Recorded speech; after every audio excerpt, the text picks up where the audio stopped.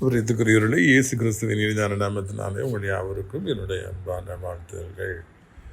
சங்கீதம் 37:5. உன் வழியை கர்த்தருக்கு ஒப்புவித்து அவர் மேல் நம்பிக்கையாயிரு, அவரே காரியத்தை வாக்கி பண்ணுவார். ஒரு அருமையான ஆலோசனை இந்த நாளிலே கர்த்தர் தன்னுடைய பிள்ளைகளாகி நமக்கு தருகின்றார். அது நாம் என்ன செய்ய போகிறோமோ அதை நான் தெளிவாக அறிந்து கொள்ள வேண்டும்.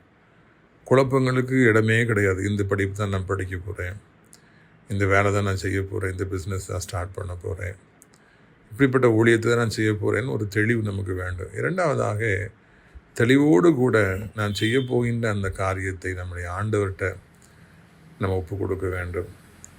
நம்ம ஆண்டவர் நமக்காக காத்திருக்கிறார். என் பிள்ளை நான் இதை செய்ய போகிறேன்னு சொல்லி என்கிட்ட சொல்லுவானா என்று சொல்லி.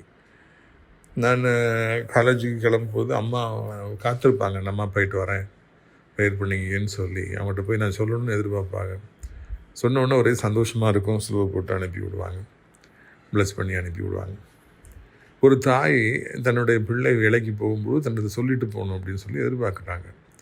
பரம தகப்பன், நம்மளுடைய அம்மையப்பன், நம்முடைய ஆண்டவர் இயேசு கிறிஸ்து கூட நம்ம அவர்கிட்ட சொல்லிட்டு போகணும், அவரை கலந்து ஆலோசிக்கணும், அவருடைய ஆலோசனையை கேட்கணும், அவருடைய ஆசீர்வாதத்தை வாங்கணும் அப்படின்னு சொல்லி ஆசைப்படுறார். நம்ம அவர்கிட்ட ஒப்பு கொடுத்துட்டு, ஆண்டவரை போகிறேன், ட்ராவல் பண்ணுறேன், இத்தனை லட்சத்தை போடுறேன், இத்தனை மனிதர்களை சந்திக்கின்றேன், இது ஒரு கஷ்டமான ஒரு பகுதி, கஷ்டமான பிஸ்னஸ், நான் இருக்கிற இடம் கஷ்டமான மக்கள் இருக்கிற இடம், ரொம்ப நெருக்குவாங்க அப்படிலாம் சொல்லிட்டு நம்ம போகும்போது, நம்ம செய்ய போகிற காரியங்கள் முழுமையும் ஆண்டோட்ட ஒப்பு கொடுத்து விட்டு நீங்கள் பொறுப்படுத்திக் கொள்ளுங்கன்னு சொல்லும் பொழுது அவர் நமக்கு முன்பாக கடந்து போவார், மாபெரும் வெற்றியை தருவார். நம்முடைய வாழ்க்கையில் என்ன கஷ்டமான காரியமாக இருந்தாலும் மாபெரும் வெற்றி உண்டாவதை நீங்கள் பார்ப்பீர்கள். ஒருபொழுதும் சுயபலனை சார்ந்து கொள்ளாதீங்க, அது பிரயோஜனத்தை தரவே தராது.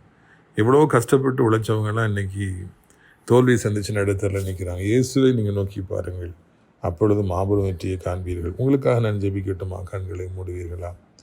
அப்பா பிதாவே, இந்த நாளிலும் கூட எங்களோடு கூட நீங்கள் இடைப்பட்டு இந்த அருமையான ஆலோசனை தந்திருக்கிறீங்க. ஆலோசனைகளை பெற்றுக்கொள்வது பெரிய காரியம் அல்ல, அதன்படி நடக்க உதவி செய்யுங்க. எவ்வளோ பேர் வியாதிப்பட்டு பரிதாபமாக இன்றைக்கி மருத்துவமனையில் சுகம் கிடைக்காதா என்று போராடிட்டு இருக்கிறாங்க. அவர்களுக்கு பிரியமானவர் பக்கத்தில் கண்ணீரோடு இருக்கிறாங்கப்பா.